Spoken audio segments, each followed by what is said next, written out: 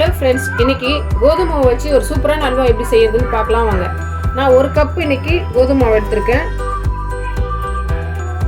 அது கூடவே 3 டம்ளர் தண்ணி வச்சுக்கோங்க.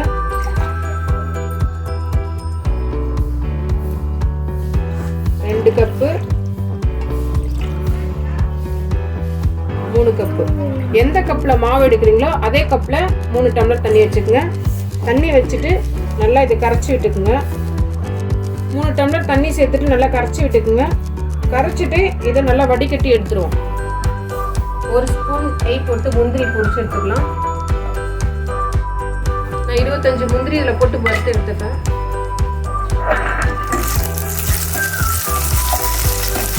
நல்லா பொன்னிறமா வறுத்து எடுத்துக்கலாம்.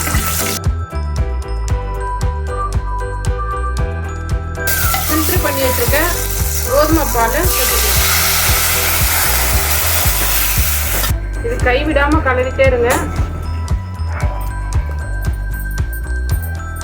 இன்னும் கட்டி கட்டி ஆயிடும்.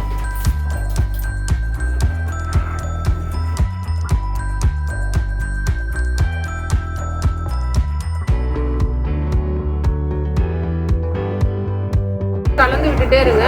அதுக்குள்ள நம்ம பக்கத்துல அடுப்புல கேரமல் ரெடி பண்ணிக்கலாம். இதுக்கு தேவையான கேரமல் ரெடி பண்ணிக்கலாம். நான் வந்து ஒரு 50 கிராம் சர்க்கரை அதில் போடுறேன். பக்கத்துல இதையும் கலரிட்டே இருங்க. அல்வாவும் இந்த சர்க்கரை வந்து சிம்ல வச்சுட்டு நல்லா கலரிட்டே இருங்க. அது நல்லா மெரூன் கலர்ல வர மாதிரி இருக்கும். அந்த டைம்ல இறக்கிக்கலாம். பக்கத்துல இருக்க அல்வாவும் கொஞ்சம் கலரி விட்டுட்டே இருங்க. ரெண்டுமே சிம்ல வச்சுட்டு செய்யுங்க.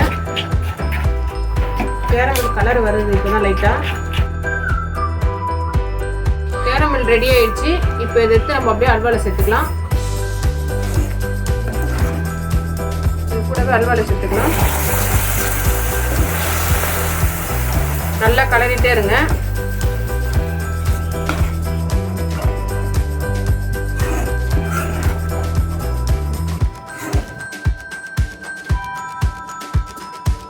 ரெண்டு டேபிள் ஸ்பூன் நெய் ஊற்றிக்கிறேன்.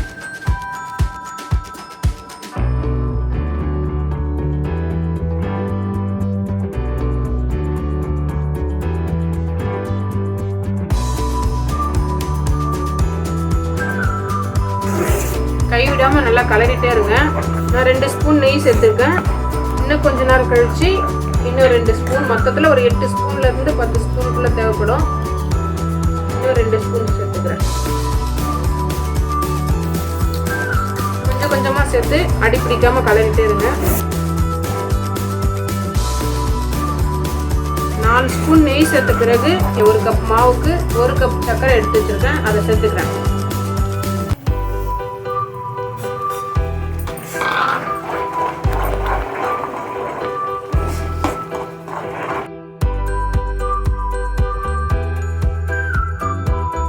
கேப் விடாம கலந்து விட்டுட்டே இருங்க, இல்லைன்னா அடி பிடிச்சிடும். அடி பிடிக்காம பார்த்துக்குங்க. இன்னும் 2 டேபிள் ஸ்பூன் நெய் சேர்த்துக்கலாம். மொத்தம் இதோட 6 டேபிள் ஸ்பூன் நெய் போட்டிருக்கேன்.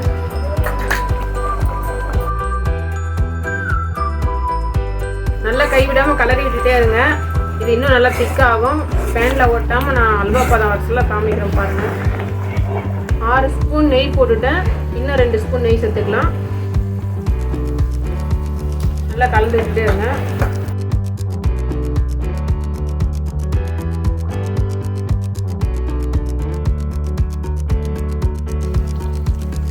பாருங்க, அல்வா பதத்துக்கு வருது. இப்பதான் இன்னும் கொஞ்சம் வரணும்.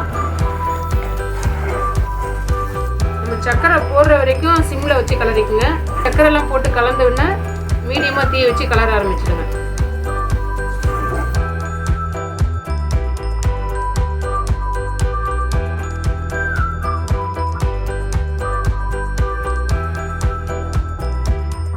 இது வேணா இப்படி திருப்பி போட சொல்ல ஒட்டாம இந்த மாதிரி கட்டியா வரணும். நான்ஸ்டிக் தவால செஞ்சீங்கன்னா ஒட்டாம வரும், அடி பிடிக்காம. சில்வர் கடாயிலும் செய்யலாம், பட் நீங்க கை விடாம கலரிட்டே இருக்கணும். இப்போ பொரிச்சு வச்சிருக்க முந்திரி இது கூட சேர்த்துக்கலாம். சேர்த்து நல்லா கலருங்க.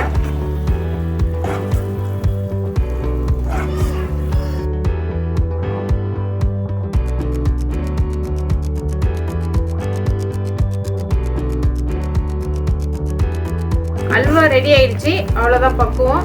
நம்ம இப்போ கேஸ் ஆஃப் பண்ணிக்கலாம். இந்த வீடியோ உங்களுக்கு பிடிச்சிருந்தா சப்ஸ்கிரைப் பண்ணுங்கள், லைக் பண்ணுங்கள், உங்கள் ஃப்ரெண்ட்ஸோட ஷேர் பண்ணுங்கள், பக்கத்தில் இருக்கிற பெல் பட்டனை கிளிக் பண்ணுங்கள். தேங்க்யூ.